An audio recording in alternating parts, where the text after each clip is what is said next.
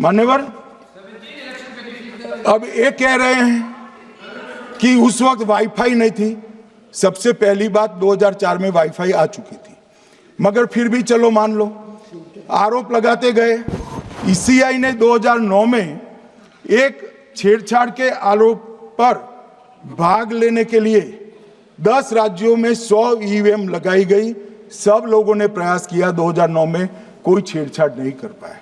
फिर भी आरोप लगाए तो 2017 में इलेक्शन कमीशन ने जून 2017 में 3 दिन तक ईवीएम इलेक्शन कमीशन की ऑफिस में रखे कि कोई भी पार्टी आकर, कोई भी टेक्नोक्रेट आकर, कोई भी साइंटिस्ट आकर ईवीएम को हैक कर बता दे। ये तो गए ही नहीं, ये नहीं गए। मान्यवर, ये सिर्फ प्रेस में आरोप करते, ना अदालत में जाते हैं, ना चुनाव आयोग के पर जाते। मान्यवर, मगर एक्सपर्ट भी नहीं गए। आप कोई एक्सपर्ट भेज देते भैया, एक्सपर्ट भी नहीं भेजा। और मान्यवर, 2017 में फिर चुनाव आयोग इस निर्णय पर पहुंचा कि आने वाले सब चुनाव ईवीएम से होते हैं।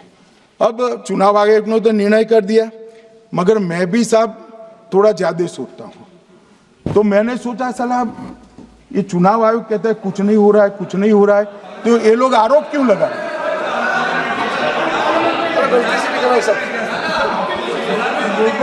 मान्यवर, मेरे शब्द कोई ऐसे हो तो काट दीजिए। काट दिया। राहुल जी, मान्यवर, मैंने सोचा कि भाई कुछ गलती नहीं है। मान्यवर, कोई गलती नहीं है तो ये लोग विरोध क्यों कर रहे हैं?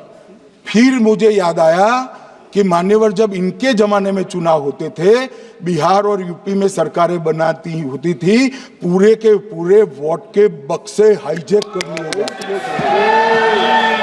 ईवीएम आने से ये बंद हो गया, ईवीएम आने से बंद हो गया।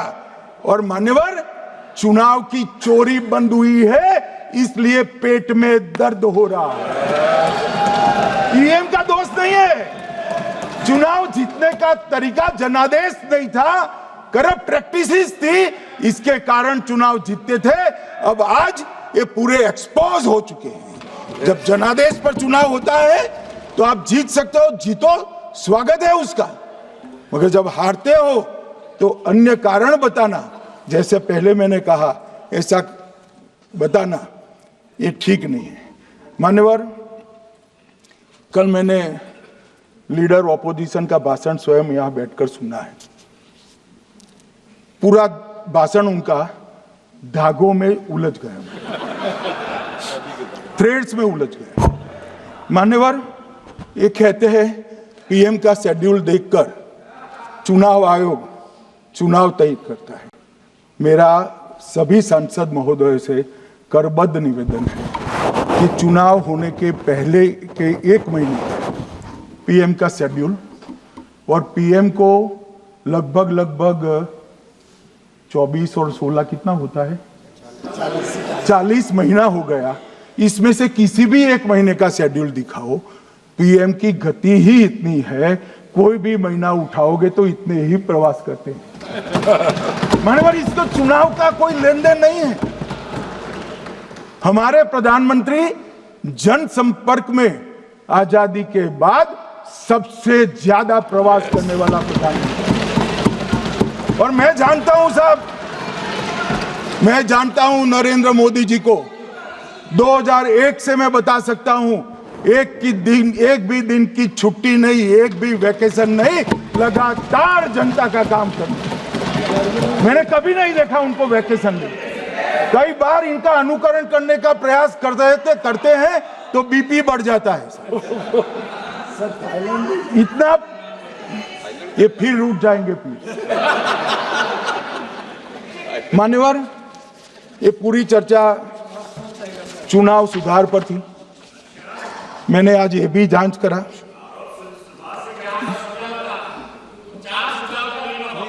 सुनो ना, जरा धैर्य रखो भाई। मान्यवर,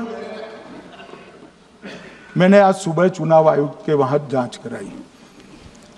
जांच मतलब कोई गोपनीय चीज नहीं पूछी है, आप इसका इश्यू मत बने।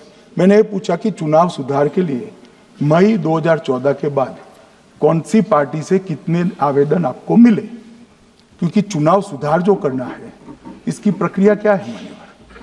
चुनाव सुधार सभी राजनीतिक दलों के साथ चर्चा कर कर चुनाव आयोग भारत सरकार के विधि मंत्रालय को भेजता है और विधि मंत्रालय इसका कानून बनाकर संसद के सामने रखता है। ये प्रक्रिया है।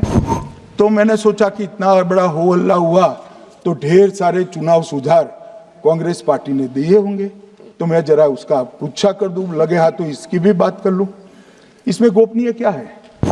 तो मैंने पूछा तो साहब मुझे एक रहस्य मालूम पड़ा कि आज तक मई 2014 से चुनाव आयोग को एक भी चुनाव सुधार का सुझाव कांग्रेस पार्टी से नहीं मिला। मान्यवर,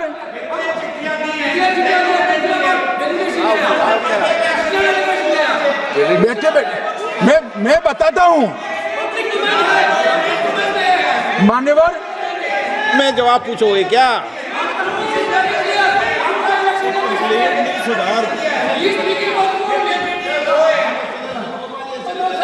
आप भी बोले, हर बोलने पर एक एक बार उठेंगे क्या?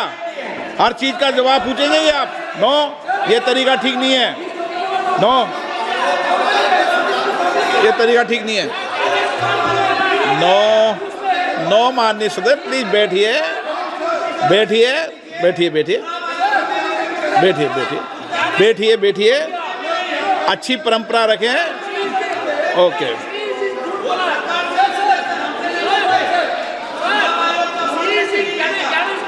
नो नो प्लीज, हर 2 मिनट नहीं उठते। अच्छी है।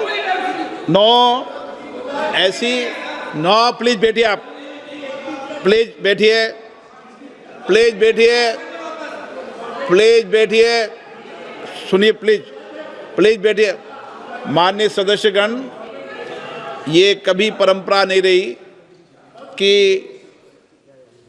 सत्ता पक्ष और प्रतिपक्ष का कोई भी माननीय सदस्य कभी बोल रहा हो तो हर विषय पर बैठे बैठे टिप्पणी करना या हर विषय पर खड़े होकर सवाल पूछना, ये परंपरा कभी नहीं रही। आपने भी भाषण दिया आज, आपको कोई ने बीच में उठ के पूछा कोई ने? माननीय गृह मंत्री जी, अच्छी परंपराएं लागू करो, अच्छी तरह चलाएं सदन। मैं मेरे स्टेटमेंट पर कायम हूं। नरेंद्र मोदी सरकार बनने के बाद आज तक कांग्रेस पार्टी ने चुनाव आयोग को एक भी चुनाव सुधार का प्रपोजल नहीं दिया।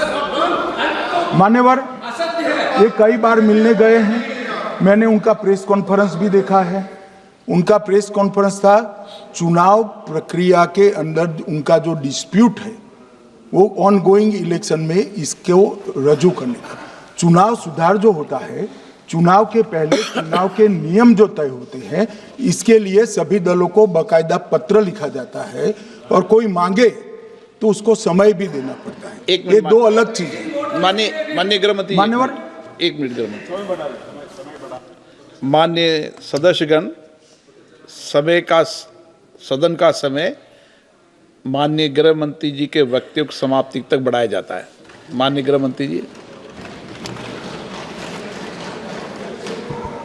मान्यवर, कर विपक्ष के नेता ने 3 सवाल पूछे थे और 4 सुझाव दिए थे। पहला सवाल था मुख्य न्यायाधीश को चुनाव आयोग चयन समिति से बाहर क्यों निकाला गया, पहला सवाल था। दूसरा सवाल था दिसंबर 2003 में कानून बदलकर चुनाव आयोग को पूर्ण प्रतिरक्षा क्यों दी गई। और तीसरा शार्प क्वेश्चन था सीसीटीवी फुटेज 45 दिन में नष्ट करने का कानून क्यों लाए। कानून नहीं लाए हैं, सर्कुलर चुनाव आयोग ने इश्यू किया है, मगर ठीक है, हार्द में समझ रहा हूं ये क्यों कर रहे हैं। ये 3 इसके जवाब थे।